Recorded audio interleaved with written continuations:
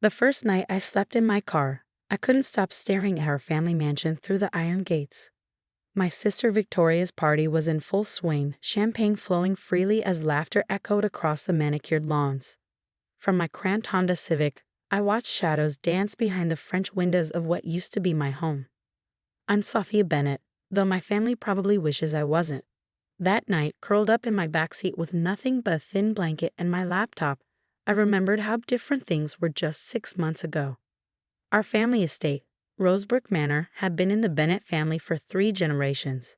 $8 million worth of historic architecture and old money prestige, perched on the highest hill in Greenwich, Connecticut. I grew up watching the seasons change from my bedroom window, counting the roses in Grandmother Eleanor's garden and believing that blood truly was thicker than water. How wrong I was. Grandmother Eleanor raised me after my parents died in a sailing accident when I was 12. While my older sister Victoria dove into the social scene, hosting parties and chasing wealthy suitors, I spent my time with Grandma in her study. She taught me about investments, property management, and most importantly, the value of quiet determination. The loudest person in the room, she used to say, is rarely the wisest. Victoria hated those afternoons I spent with Grandma. "You're such a boring little mouse," she'd sneer, straightening her designer dress before another night out. "No wonder you don't have any friends." But Grandma Eleanor saw something in me that others missed. While Victoria flaunted her business degree from an expensive private college, funded by Grandma's generosity, I earned scholarships to study finance and property law. I worked part-time jobs, saved every penny, and dreamed of helping manage the family estate one day. Then Grandma Eleanor fell ill. The doctors said it was sudden, a stroke in her sleep. One moment she was tending her beloved roses, the next she was gone. I was devastated, but Victoria was calculating. The day after the funeral, before I'd even had time to properly grieve, Victoria ambushed me in the kitchen. She was wearing one of Grandma's old brooches, a diamond and sapphire piece I'd never seen her touch while Grandma was alive. "We need to talk about living arrangements," she said, examining her manicured nails. "Now that Grandma's gone, changes need to be made." I looked up from my coffee, still wearing my black morning dress. "What do you mean?" "Well," she smiled, but it didn't reach her eyes. "As the oldest, I'll be taking over as head of the household. The house needs updating, a fresh perspective." Updating? My stomach clenched. But Grandma loved this house exactly as it is. Victoria's smile turned cold. "Grandma's dead, Sophia. And let's be honest, you can't afford to maintain a property like this. Your little salary from the investment firm barely covers designer coffee." "I've been saving," I protested, "and I know how to manage the estate. Grandma taught me." "Oh, please," Victoria cut me off. "Following Grandma around like a lost puppy doesn't qualify you to run an $8 million property. I have an actual business degree. I know people who matter." She pulled an envelope from her Gucci bag and slid it across the counter. "Here's your notice. You have 30 days to find new accommodations." I stared at the envelope, my hands shaking. "You're evicting me? From my own home?" "Our lawyer says it's perfectly legal. The house was in Grandma's name, and until the will is located," she shrugged.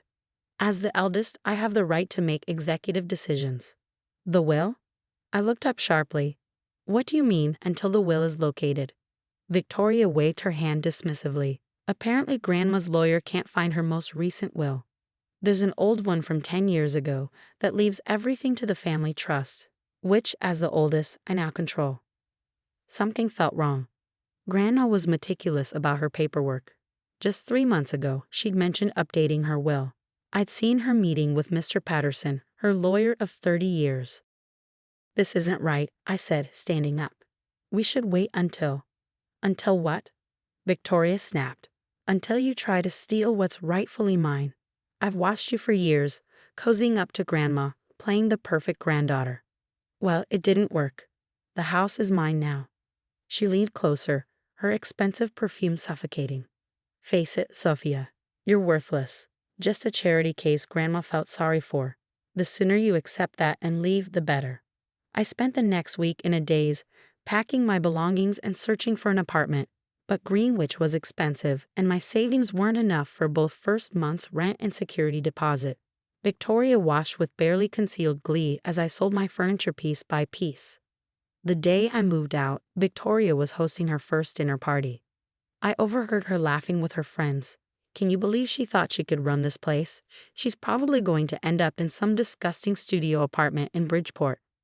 If only I could have afforded even that. That's how I ended up living in my car, parked just down the street from my childhood home. I kept my job at the investment firm, using the office gym to shower and a nearby laundromat to wash my clothes. Nobody at work knew. I maintained appearances, wore clean pressed suits, and excelled at my job while sleeping in a cramped backseat. But at night, watching Victoria turn our family home into Party Central, I couldn't help but think about Grandma's missing will. Something wasn't adding up. Grandma Eleanor had been brilliant with money, sharp as a tack until the day she died. She wouldn't have left her estate in limbo. And what about the new will she mentioned? The meetings with Mr. Patterson. I started digging. During my lunch breaks, I researched property records and trust documents. After work, I sat in my car with my laptop, using public Wi-Fi to scan through digital archives. Victoria might have had the house. But I had something she didn't. Years of learning our family's financial history at Grandma's side. A month into my investigation, I discovered something interesting. 2 weeks before her death, Grandma had visited a small bank in Hartford, one our family had never used. The trip appeared in her credit card statements, but why would she drive an hour to visit an unknown bank? Then I remembered something she told me years ago. Sometimes, Sophia, the best place to hide something valuable is somewhere nobody would think to look. I took a day off work and drove to Hartford. The bank was small, tucked between a coffee shop and a bookstore. Walking in, I felt my heart pounding. Was I crazy? Was I just desperate to find something, anything that might change my situation? "Welcome to Hartford Savings and Trusts," the teller smiled. "How can I help you?" I took a deep breath. "My name is Sophia Bennett. My grandmother, Eleanor Bennett, visited this bank 2 weeks before she passed away. I believe she may have rented a safe deposit box." The teller's expression changed slightly. "One moment, please."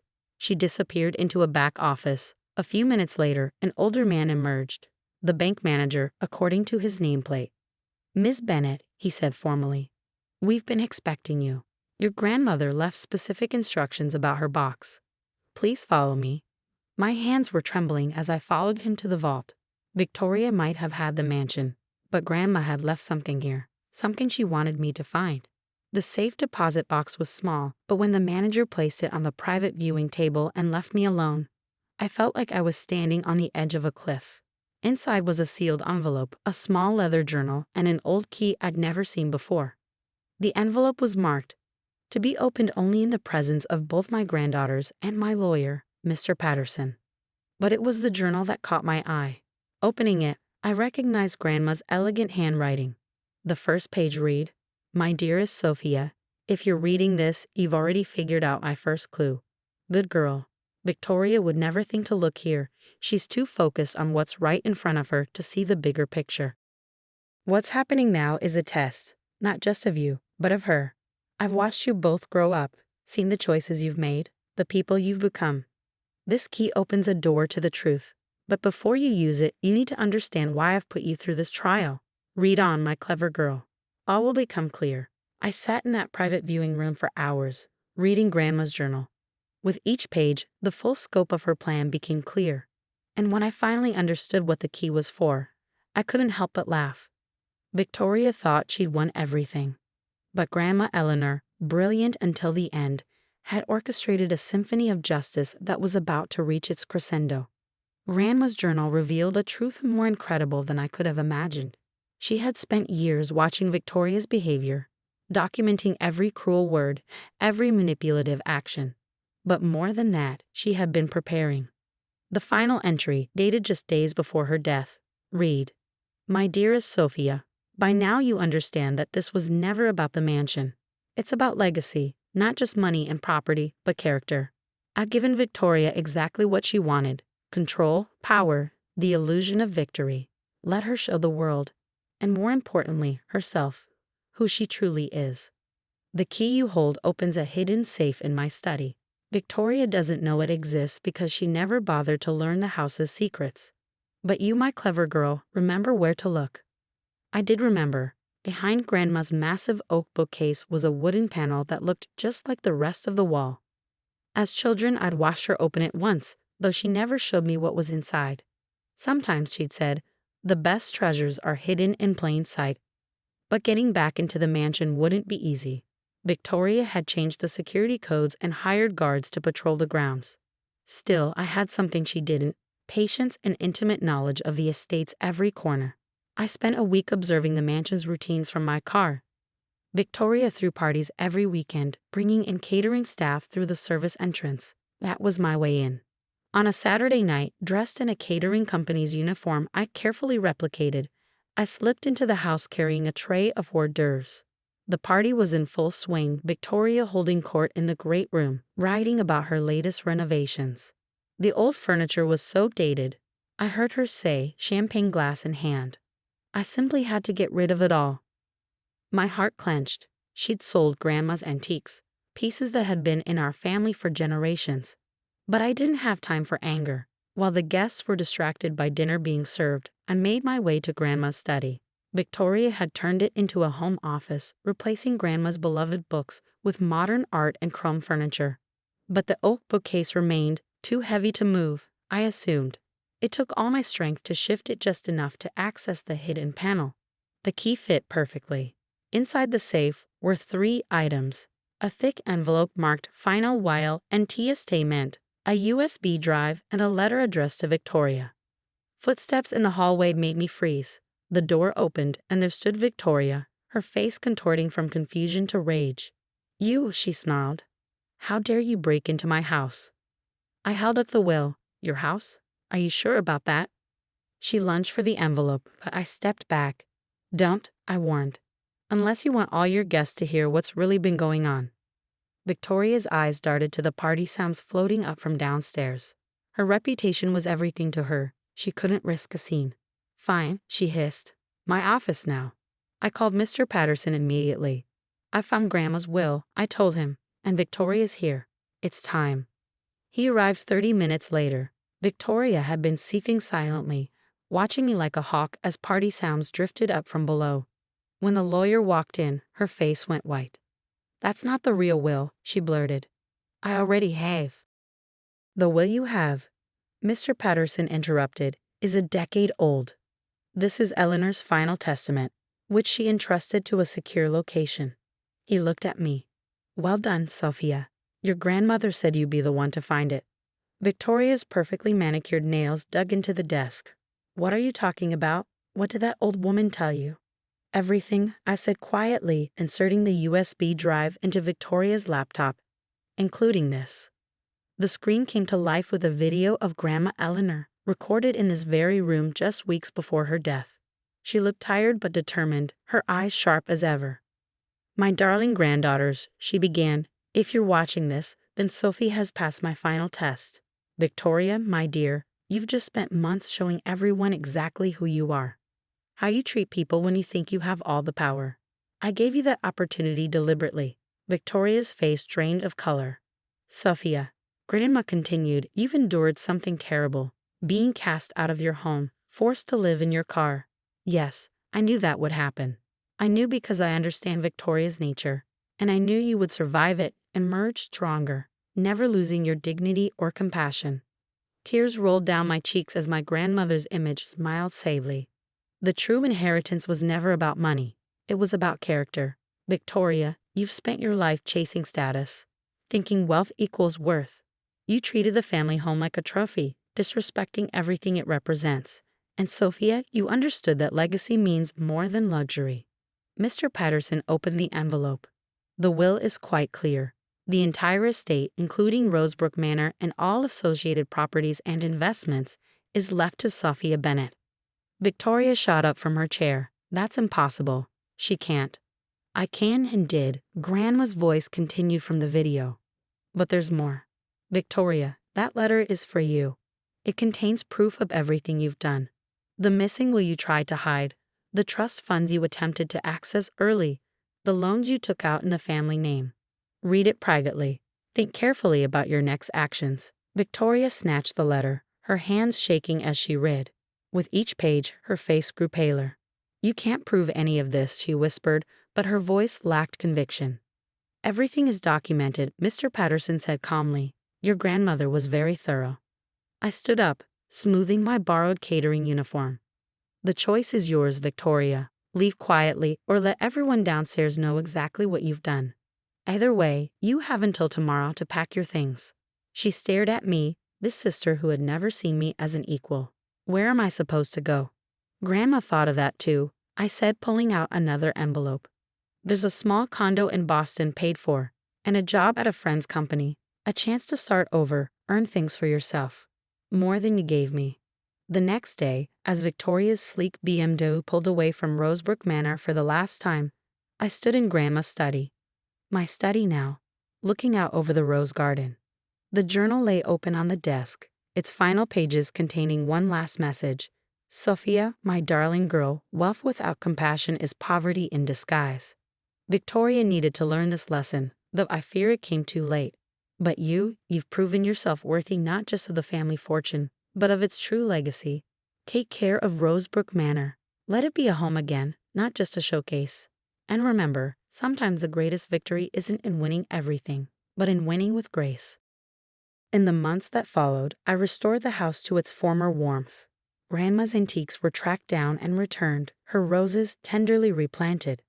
I established a foundation in her name, providing housing assistance to students and young professionals. Victoria, she struggled at first, unused to earning her own way. But slowly, something changed. The hunger for status faded, replaced by a growing understanding of what Grandma had tried to teach us all along. Last week, she called me for the first time since leaving. Her voice was different, softer, missing its sharp edge. I found my old diary, she said, from when we were kids. There's an entry about you helping me with math homework, staying up all night until I understood. I was awful to you, and still you helped. Why? Because you're my sister, I replied. And Grandma always said family is about more than blood. It's about choices. There was a long pause. The roses, she finally said. Are they blooming? I looked at Grandma's garden, bursting with color. Yes. Would you like to come see them? Another pause. I'd like that. As I hung up, I touched the leather-bound journal on my desk. Grandma Eleanor had orchestrated more than just a transfer of wealth. She'd engineered a chance for redemption. For both of us. I live in the mansion now, but it's different. The gates stay open during the day. Local students use the library for studying. The gardens host community events. Rosebrook Manor is no longer just a symbol of wealth, but a testament to what Grandma truly valued: the power of quiet strength, the importance of compassion, and the understanding that true worth isn't measured in dollars, but in how we treat each other. Sometimes, late at night, I walk through the rose garden and think about those nights in my car, watching the house from outside the gates. I think about Victoria's journey from cruelty to humility, and my own path from victim to victor. But mostly, I think about Grandma Eleanor, who saw the truth in both of us and crafted a plan not just to distribute her wealth, but to change our hearts. The roses bloom brighter than ever now, and when the evening light hits them just right, I swear I can see Grandma smiling among her beloved flowers, knowing that her greatest legacy lives on not in the mansion's walls, but in the lessons she taught us about love, forgiveness, and the true meaning of family.